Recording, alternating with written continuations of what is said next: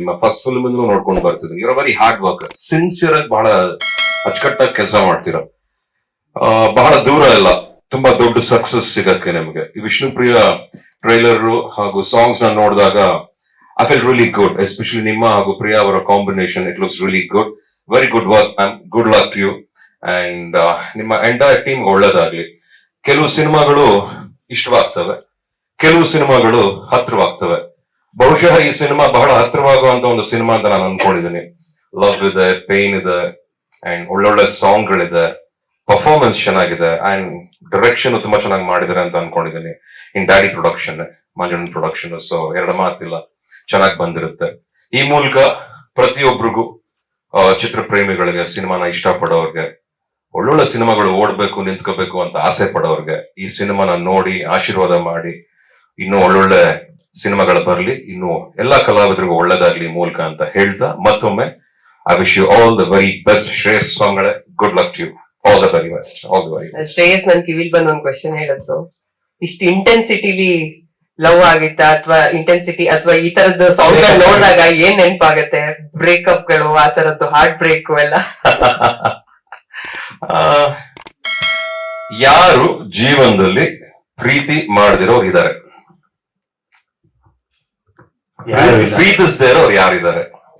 ನೋವಾದ ಮೋಕ್ಷಿ ನಾನು just one love ಬಗ್ಗೆ ಮಾತಾಡ್ತಾ ಇದ್ದೀನಿ, 10-20 ಅಲ್ಲ. ಪ್ರಾಪರ್ ಆಗಿ ಒನ್ ಲವ್ ಸಿನ್ಸಿಯರ್ ಆಗಿ ಮಾಡಿ, ನೋವಾಗಿ, ಹರ್ಟ್ ಆಗಿ ಮತ್ತೆ ರೀಮ್ಯಾಚ್ ಆಗಿರೋದು. ನೀನ್ ಬಿಡಿಸಿನ, ನೀನ್ ಬೇರೆ ತರ ಆಗ್ಬೇಡ. ಸೊ ಎಲ್ರಿಗೂ ಆ ನೋವು ಅನ್ನೋದಿರುತ್ತೆ ಅನ್ಸುತ್ತೆ ಈ ಪ್ರೀತಿ ಅನ್ನೋ ವಿಚಾರ ಬಂದಾಗ. ಬಹುಶಃ ನನಗೂ ಆಗಿದೆ, ನಂದೇ ಆದಂತ ಎಕ್ಸ್ಪೀರಿಯನ್ಸ್. ನಾನು ಲವ್ ಮಾಡಿದ್ದೀನಿ, ನಾನು ಲವ್ ಮಾಡೇ ಮದುವೆ ಆಗಿದ್ದು. ನನಗೂ ಅದ್ರ ಅಣುಕು ತುಣುಕುಗಳೆಲ್ಲ ನನಗೂ ಸ್ವಲ್ಪ ಎಕ್ಸ್ಪೀರಿಯನ್ಸ್ ಇದೆ. ಎಲ್ಲೆಲ್ಲಿ ನೋವಾಗಿತ್ತು, ಎಲ್ಲೆಲ್ಲಿ ಬೇಜಾರಾಗಿತ್ತು, ಎಲ್ಲೆಲ್ಲಿ ಖುಷಿ ಆದ್ವಿ.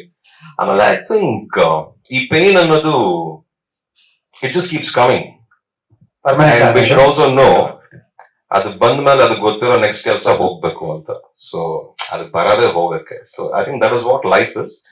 And don't worry about other things. ಒಳಗಾಗಿ ಚಿನ್ನ ಯಾರು ಹೆಂಗಾರ ಇರ್ಲಿ, ಏನಾರ ಮಾಡ್ಕೊಂಡಿರ್ಲಿ, ಈ ಲವ್ ಸ್ಟೋರಿನ ನೋಡಿ ಅವ್ರವ್ರ ಲವ್ ಸ್ಟೋರಿ ಜ್ಞಾಪಕಕ್ಕೆ ಬರುತ್ತೆ ಅಂತ ನಾನು ಅನ್ಕೊಂಡಿದ್ದೀನಿ. ನಿಮ್ಗೆ ಒಳ್ಳೇದಾಗ್ಲಿ. That's what I would like. Thank you so much sir. So ಹೊಸ ಪೋಸ್ಟರ್ ಜೊತೆಗೆ ರಿಲೀಸ್ ಡೇಟ್ ಅನೌನ್ಸ್ಮೆಂಟ್ ಕೂಡ ಇದೆ, ಅದನ್ನ ನೀವು ಅನ್ರ್ಯಾಪ್ ಮಾಡಬೇಕು. Okay, ready, come on, let's. Shreyas mic.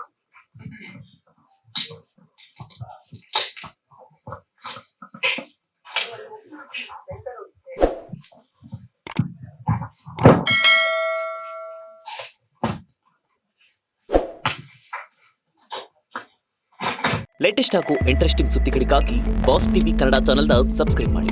ಹಾಗೆಯೇ ಬೆಲ್ ಐಕಾನ್ ಪ್ರೆಸ್ ಮಾಡಿ. ಇದರ ಜೊತೆಗೆ ಫೇಸ್ಬುಕ್, ಇನ್ಸ್ಟಾಗ್ರಾಮ್, ಎಕ್ಸ್ ನಲ್ಲೂ ಮಿಸ್ ಮಾಡದೆ ಫಾಲೋ ಮಾಡಿ.